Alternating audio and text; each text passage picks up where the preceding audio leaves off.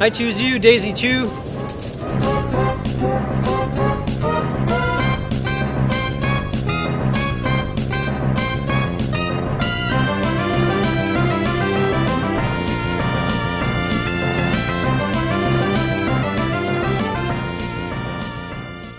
Metatalks continues with Alachia and Azxya, and today's date is November 13th, 2013, Wednesday. And this is episode 25. I choose you, Daisychu. This is our little Pikachu outfit. He's so cute. Daisy's like, I don't know about this Pikachu bit. She's like, get this thing off me. So cute. Okay, so today's episode is going to be covering Pokemon X and Y. Yeah. I have X. I have Y. Why? I don't. Why? I don't know. Well, I was told I have X because they have a little bit different storylines, and they have unique Pokemons to each of them, so you can trade. But I haven't seen any. Well, I'm only level like 30 something, so. Yeah, I'm not even sure which Pokemon are different. I keep looking at the different zones, and there's like a list on the websites. And it's like the same on X, same on Y. So I'm not sure which ones are different. In some zones there are different Pokemon to X to versus Y. Plus the main legendary, like the ultimate Pokemon of the game, it's different in X versus Y. I have some flying bird, and then you have like the mystical deer creature. That's like a fairy. Yeah. So I've never played Pokemon before. I was too old to be into the cartoons when it came out, the anime series. Never too old. No, I was too old. That was just too kiddish for me. So I never watched it. And so I never got into it, and it never appealed to me. And Pokemon never appealed to me, the game itself. Graphically, not interesting to me. And I don't like turn-based games. That's why I never played Final Fantasy. So why am I playing this game? It's a good question. It is a good question. Actually, because I had no intention of playing this game at all. But it was purchased and installed on this thing here. Somehow magically somehow. And, on the 3DS. On the 3DS, and suddenly I was playing it.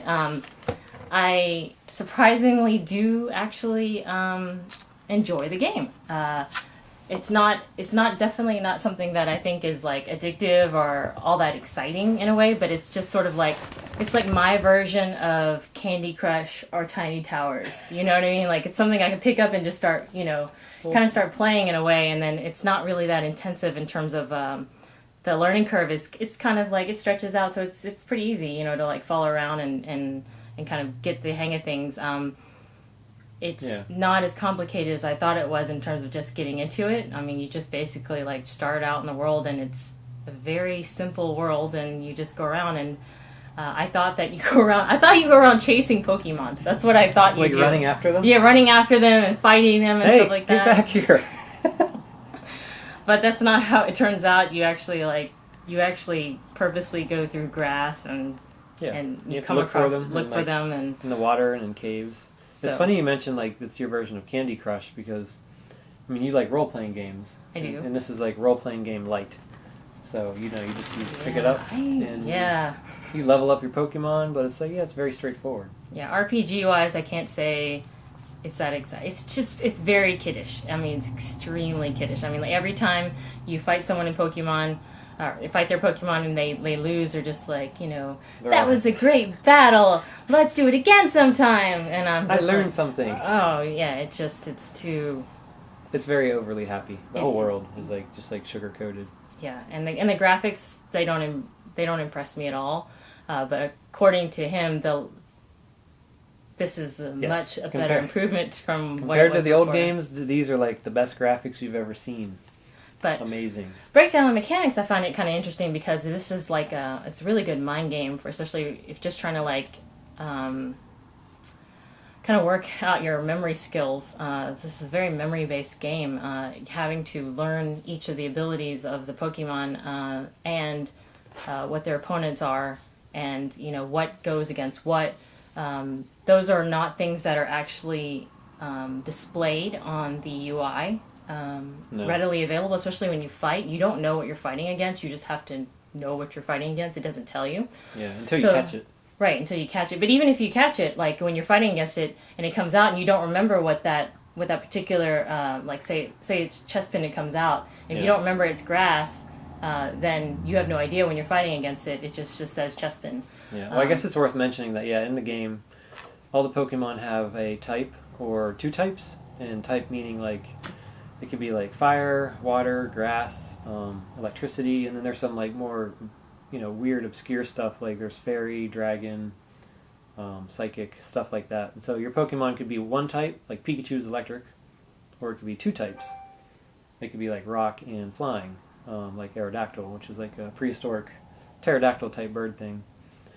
And yeah, like Alachia said, like they don't really tell you up front, like what like you see a Pokemon in the wild, you've never seen it before, you have no idea what type it is, and also unless you look it up online or you actually like do a lot of trial and error, you don't know what types are strong or weak versus what types. And so therein lies like a lot of trial and error unless you're actually going to go and research all like everything you need to know. Or you're playing with a PokeWiki and you're like, what the hell does this one do? Well, what do I use against this guy? Like because it's kind of like what I was doing. I was like, what goes against electric again? And what goes against steel? And because I just didn't know. And so I find that I find that part challenging in a way, but at the same time, I'm like, well, they say it's a strategy-based game as well, but I don't really understand how it is strategy, because once you memorize what goes against what, where's the strategy? The strategy lies in, it's funny, because like there's like an upper tier to the game of like people who play in tournaments, and once you have like 100, like once your Pokemon are maxed out, they're level 100, you have like a team of 6 Pokemon versus someone else who's like done the same thing and everyone's level 100, and you basically customize and breed your Pokemon to have certain moves, and like you give them a certain item that does certain effects to help boost these moves or to weaken other people, and it becomes like it becomes a full out like I guess strategy game, like one-on-one. But how is it strategy? Because it's just sort of like fire is great against grass. Okay, you know this, but later in the game, what makes it more complex for like playing competitively is that you can teach your Pokemon moves that type would normally never be able to learn, and so like you're facing something you have no idea what moveset it has. So then isn't it just random at that point? Well, no, like Pokemon have builds, sort of like your characters in WoW. Mm-hmm. Like one might be a tank, one might be a sweeper, which is like DPS, and like you could have a Pokemon that could play 2 roles, or maybe even 3 roles. It could be a sweeper, or it could be a healer, or it could be like a status buffer, or it could do something where like it could buff its status and it could do a move called Baton Pass, where it passes those stat buffs to another character. And when you see a Pokemon, when you first encounter it in a battle, like you have no idea, especially if like you're playing competitively, you have no idea what moveset that Pokemon's going to have. You don't know what to put up against it. Like if you choose wrong, like you could be just swept. Your whole team could be swept away before you could respond effectively. So, but where's the strategy in that, though? Just making sure that you have the most powerful, absurd combinations in your Pokemon? No, you need type coverage. Type coverage is very important. So, like, if I were to pick, like, I guess Gengar as a ghost Pokemon, he's very fast and he has a very high special attack. For him, like, he's nice. He's nice for like a sweeper because he can learn a variety of moves. Like, he can learn a grass move. I think he can learn Thunderbolt. He can learn a ghost move, which will be more powerful because if your Pokemon is of a particular type and they're using their own type, it gives it a 50% boost that you don't see in the stat screen. Mm-hmm. And he could maybe have like, I don't know, a dark move, or I don't know if he learns psychic or not, but like you pull out Gengar and like he can learn a variety of moves, and so like you as the opponent, like you're trying to figure out like, well, like, okay, who should I keep out? What kind of moves does this Pokemon have? But once you figure it out, what he has, it's too late, right? No, not necessarily. You can put out a tank, and like the tank can take the hit. Like you might start with something like some Pokemon that's sort of like alluring to like attack, to a sweeper, like something that's weak, like physically. When they go to attack, like you've seen, I could pull my tank out. They could use a move, hit the tank, do very little damage, and I could be like, okay, they have this move, and so then I switch accordingly, or I do moves accordingly. But then won't they switch accordingly? If they can respond. I mean, that's the thing. Like you you only have so many Pokemon. Usually in the competitive battling, like you have 3, and so with 3 Pokemon, you don't have enough. 3 is not enough to cover every type. Like there's going to be something in the pool of moves that's going to be very dangerous to like all 3 of your Pokemon, and probably the same goes for the other person. So like you're always trying to like figure out like what the best strategy is. But then doesn't it become a game of chance at that point that the 3 Pokemon that you picked versus the 3 Pokemon that they picked, who ended up picking the combination of abilities that would trump the other one, right? No, I mean there's a lot of strategy. There's a lot of like foresight and strategy to it, because like you might have to make choices depending on like the instead of using an attack move, maybe I want to use poison, or I want to try to use like say Butterfree has sleep powder, but it only hits 75% of the time, and you're like, well, is it worth it? Like I have 75% chance I can put this Pokemon to sleep, and then like he's useless, versus the fact that like if I fail, like I'm probably going to get hit and Butterfree's maybe going to die. So then this becomes kind of a game of like knowing statistical data then. So there's a lot of stats. There's a lot of like kind of like determining what the other player has. And what is that game? There's another game I'm trying to think of that's very similar. I just played recently. I can't think of it right now. But yeah, I mean you have to kind of determine the moves. I mean it's kind of like Magic in a way. Because like I mean people have like only so many types of cards, and like you're trying to figure out like what kind of deck they have as they're playing their stuff, like what might be in their hand, and it's sort of like Pokemon's sort of like that. It's like what might be in their move pool that's going to be dangerous to me, given, and like you have to like I mean there's a lot to know too, because like certain Pokemon can only learn certain moves, and like I told you some Pokemon can be bred moves that they could never normally learn. But that's also limited. So like you see a Pokemon, like you're running through your head, like what can he learn?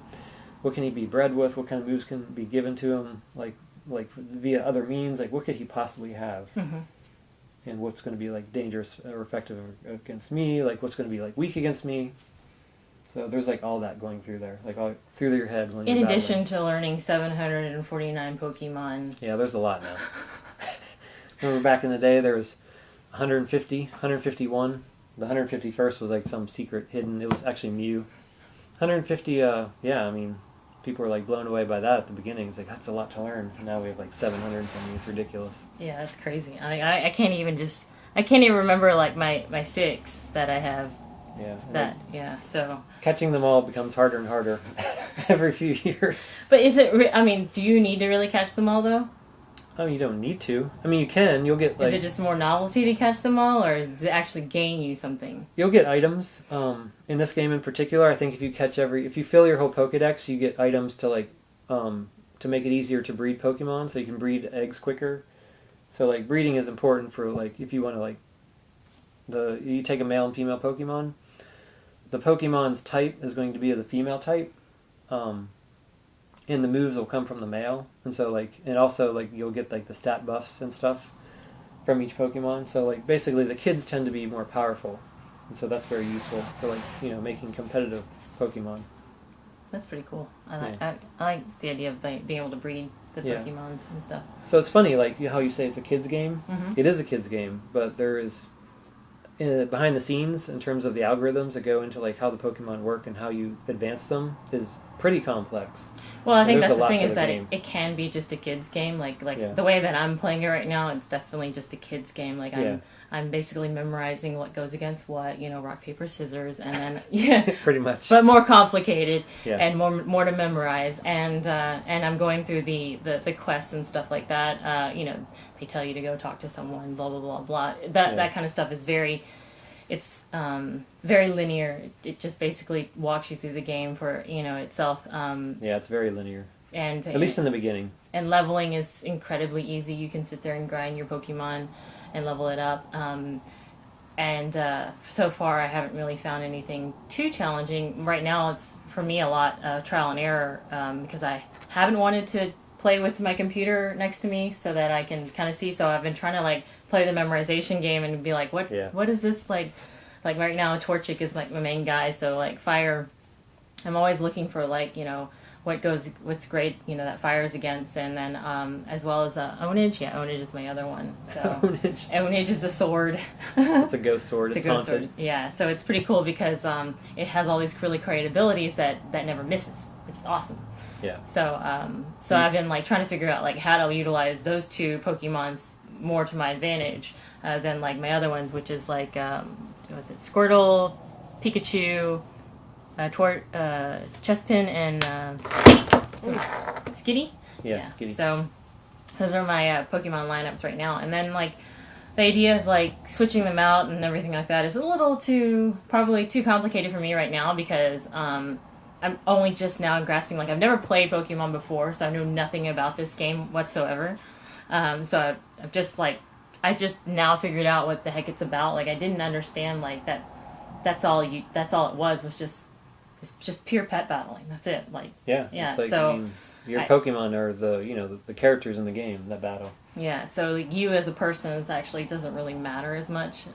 It's all about your pets. So it's a very interesting concept. I kind of wish World of Warcraft had pushed that a little bit more because one of the pets are just such a huge thing in World of Warcraft, and I think that they could have really pushed that into its own separate kind of game all to itself that would run on mobile platforms.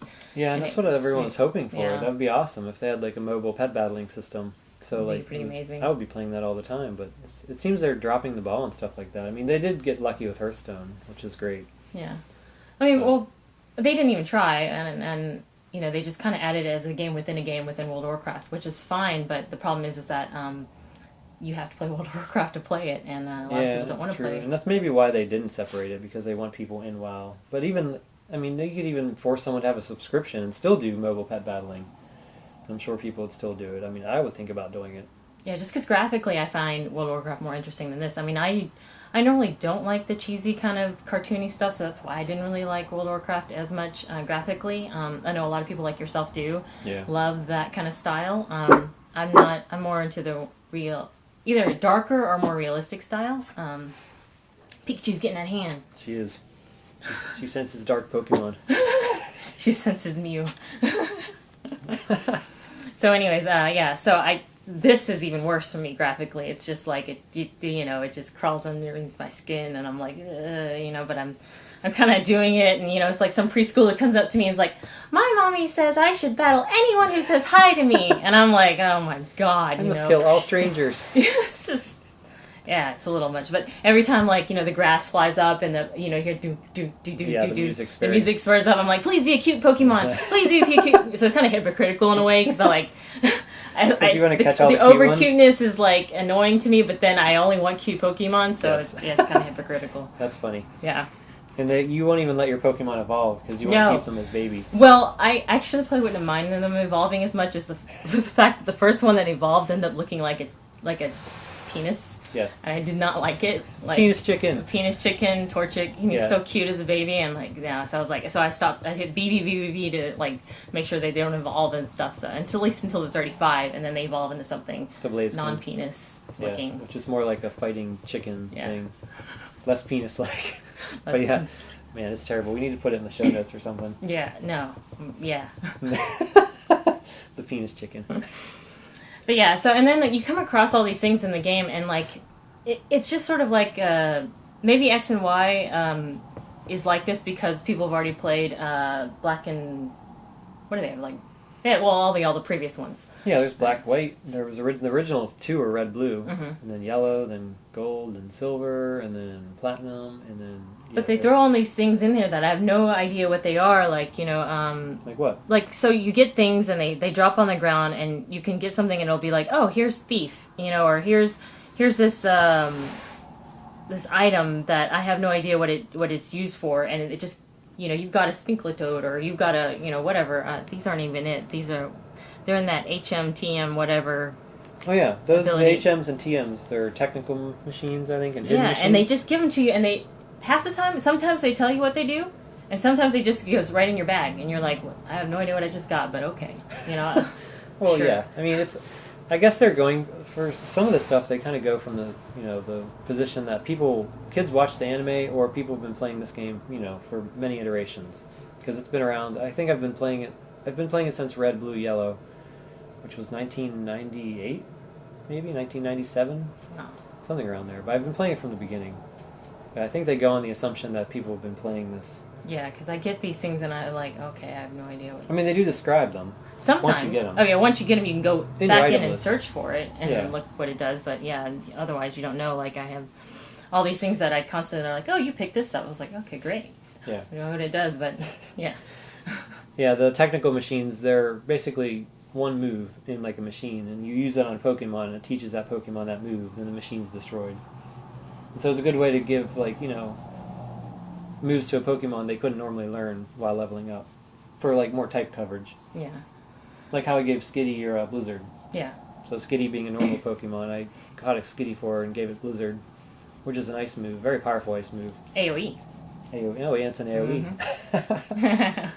And so, yeah, her Skitty has Blizzard, and so, like, facing someone, I guess, I mean, you didn't do it against Jemimus, but if someone was facing Skitty, they probably would not never assume that Skitty would have Blizzard. And they might have a grass Pokemon, the grass Pokemon would get destroyed. Yeah, I did my first battle against Jemimus, and it was interesting because I feel like at that point it became like us both battling how much our knowledge of the Pokemons were. It was about like he would pull something out, I would pull something out. We would both see that, you know, like say he pulled out Pikachu. Yeah. Right, and I had basically Chespin out or whatever, and so Yeah. I was like, oh, well, I need to change that out, and so I would change it out, and then he would change it out, and like we would just be constantly changing out Pokies, like because we'd basically be deciding like, oh, that Pokemon, like what's the fox lady who has a stick in her butt? Oh yeah. Delphox. Yeah, Delphox. He pulled Delphox out, and I had Chespin out who's a grass, and obviously she's gonna pwn him because she's fire. Yeah. And like so I'd take that out, and I'd pull out Squirtle for water, and then so he sees I have Squirtle out, so he pulls Delphox out, and it's just like I'm like, okay, at what point now we're just like doing this like game of one hit, and then like you change it out, One hit, you change it out, yeah, run, and then so I was just like, oh, that was a little weird for me. It was a little disappointing also in a way because it was just sort of like, well, I can't use my move because he's going to constantly be changing his Pokemon out. Well, that's kind of the limitation in battling other people early in the game because your Pokemon don't learn a lot of diverse moves yet. And that's also why there's so many Pokemon. I mean, you want to put together a team that's going to like be able to do moves. Like some Pokemon will trap Pokemon so they can't flee, which is very useful in that case. Mm-hmm. So like you trap a Pokemon, they can't flee, then you can switch out and that person's stuck. So I just don't know all the Pwn cards yet. Yes, you don't know all the you don't know all the Pwn cards. I want all my Pokemons to be opposite of what they normally are. So I'm gonna breed all my Pokemons to be something that you can't expect that they're gonna make that move. You mean give them crazy moves? Yes, moves that you never expect, and I'm gonna breed all of them to be like super like one attack kills everything. So it's just like how I like to play Magic, right? Just stack the cards, stack the deck in my favor, and so that's what people try to do. Yeah. Well, I mean, I don't think like people like myself and Jemimus know that. If we didn't know people like you, right? No, so, definitely not. We're both just sort of like going in. Like it was a close battle. I mean, I barely won because I think one of his hits missed, and I was able to finish off his last Pokemon. Yeah. But it was really close, and like so, at that point, I was just sort of like, I didn't really know if I gained anything from that, except for just seeing how complex and annoying those battles can be because of the switching of the Pokemons constantly. Yeah, I guess it's kind of if you're not used to that kind of style of battling, I guess it seems kind of weird because like you do switch Pokemon a lot, and sometimes you're switching not to run away from a dangerous type. You're switching to give Pokemon something, or like some Pokemon are there just to cure status wounds or to heal people or to like put a buff into play, and then they'll run away and switch out to something else. Yeah, so like you want to put Charm in there and like immobilize them or paralyze them at first, or they attract, or give them the Leech Seed, which is it's kind of heal over time for yourself. Yeah, more dots. Yeah, more dots. So yeah, I mean, I found it's interesting. Like it's a lot more interesting game, and it's a lot more addictive than I thought it would be. Obviously, I'm not to the point where I'm like, oh god, I just want to play all the time. But you don't want to catch them all. I don't really want to catch them all because I don't like the ugly Pokemons, and so I don't want them. I'm just like I don't like. I was farming Psyduck for Jemimas, and someone was saying like, oh, you should keep that one and farm another one for him. And I was like, I don't really care about Psyduck. He's kind of ugly. He is kind of sorry, Jemimas, but yeah, Psyduck is not that and cute. he always gets headaches. Yes, he does. But he's Jemimas' Pokemon. I don't have a Pokemon yet. I don't have a one like that's mine, and I don't even know what yours is because you said I can't even know yours until. What do you mean? Didn't you say you have a Pokemon, but like I can't see it until you transfer your Pokemon? Oh, my favorite one? Yeah. Oh, Shiny Mew. Oh. And Okay. no, Shiny Mew's in my old game. Okay. Yeah, you can't as of yet, you cannot transfer Pokemon from any of the older games to the new 3DS version until this app comes out, which is called the Pokemon Box, I think. It allows you to transfer all your Pokemon into the cloud, and then from there you can put them all into the new game, or just keep them in the cloud for safe storage, which will be nice. But Yeah. Heal my balls. Heal my I balls. love that. That's Heal like my my favorite. balls. I go into the Poke Center and I'm like, every time I'm like, heal my balls. It's like, doo, doo, doo, doo. I love it. Balls Yeah. Doo, doo, doo, doo, doo. Yeah, so that's kind of like our quick sort of, my first impressions of Pokemon. I'm sure he's going to have more to say later on as we continue on and as he gets to Uber 100 plus Yes, Uber breeding 100. Well, crazy Pokemon stuff. I already have tons of crazy Pokemon in my old So, games. yeah. So we'll talk about that more later. If you have any questions about Pokemon, or if you have any comments, actually, or any hints, Or if you want to battle. tips, or if you want to battle him, Alachia, battle Alachia. let us know. We can trade codes and stuff. Yeah. Trade codes. And, We can be friends. We can be friends, On the and I can give on you the O internet. power, Oh yeah, O power. the big O. Give him the big O power. Yeah, the O power is a nice addition, being that this is so, I guess. Yeah, you can give your friends online-centric. buffs. Yeah, online. Yeah. Yeah, it's nice. You can give them like bonus to experience or higher catch rate, so their Pokemon don't escape as easily. It's pretty neat. It's a good idea. Yeah. Makes it, It doesn't last long. No, yeah, 2-3 minutes. That's it. If you want to contact us, we're at metatalks. metatalkspodcast@gmail.com. I'm at Alachia on Facebook, Twitter, everything. He's at Azxya on Twitter, Facebook. No, not Facebook. Twitter, Flickr, Tumblr. Instagram, Everything, blah, blah, yeah, blah. Instagram. Yeah. So, yeah, please contact us if you feel like it, and we love feedback. And until next time. Bye. I choose you. Let's battle. Okay. Dun, dun, dun, dun.